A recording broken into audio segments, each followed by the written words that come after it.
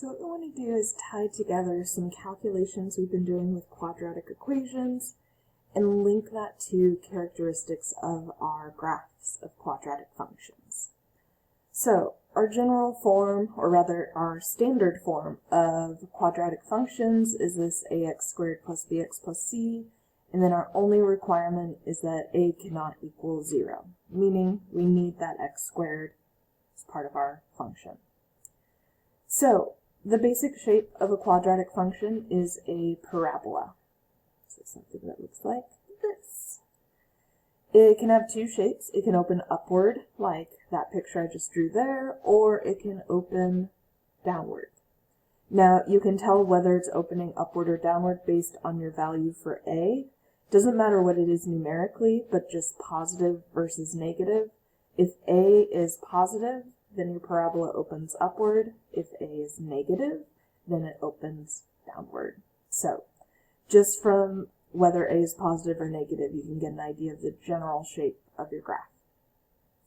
The vertex is the turning point of the graph, and it comes through as either the minimum or the maximum. So for this parabola that opens upward, our vertex would be that minimum value.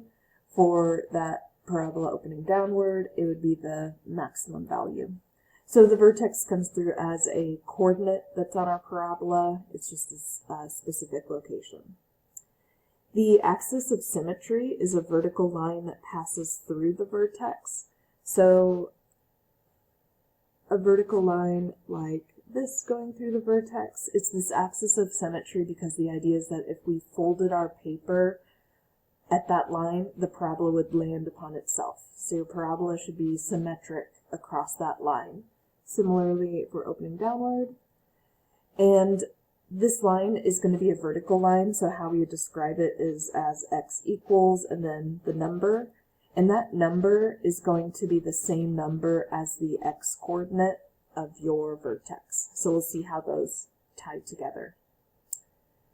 The y-intercept is where we cross the y-axis, so it's where we let x equal 0, or what we can do is to solve for it is we look for f of 0, and we just find the value that comes out. The x-intercept or x-intercepts occur where the graph crosses or touches the x-axis, so it's where we let y equal 0. So that's going to come from setting our function equal to 0 and solving. So with all of our work with solving quadratic equations, that's been us technically finding our x-intercepts of the graph. So we'll see some solving equations come through here. Now with the x-intercept, there's a few ways that this can come through. Now with a y-intercept, you always have one y-intercept. That's just a property of functions. We can only cross in one spot. But with the x-intercept, there's a few possibilities. So let's look at the three cases that we have for our x-intercepts. So a lot of the times when we're solving our quadratic equations, we got two answers out. So that's occurring when we cross the x-axis twice. So this would be a case where we have two x-intercepts. There's also the possibility of getting one solution. And what that would look for our parabola is it would be our vertex. It would be that we only touch the x-axis in one spot, and to do that, it would have to be our vertex. Now there's also a case where we're solving and we get no solutions, but we can still graph our parabola, but what that would mean in terms of x-intercepts is something like this, where our parabola is above or below the x-axis and never crosses. So that would be a case where we have no x-intercept. So those are some cases that can come up. Alright, so let's try this out. Let's say we have this function x squared minus 6x plus 8.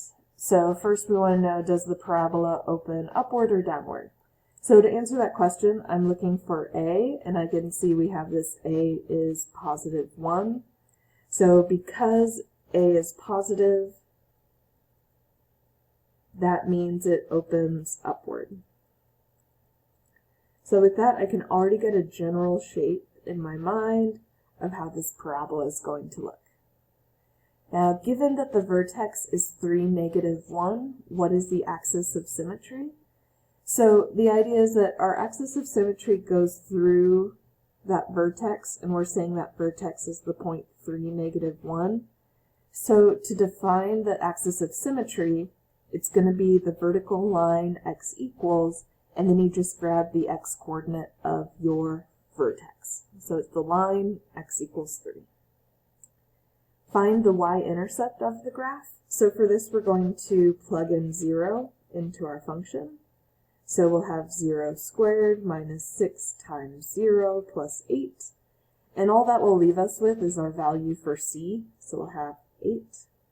So the y-intercept is this coordinate x equals 0, y equals 8.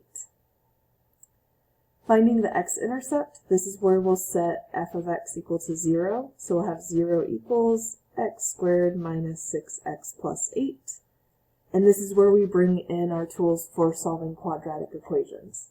So this might come through as factoring, or completing the square, or quadratic formulas. So we'll get to choose based on which one we like best.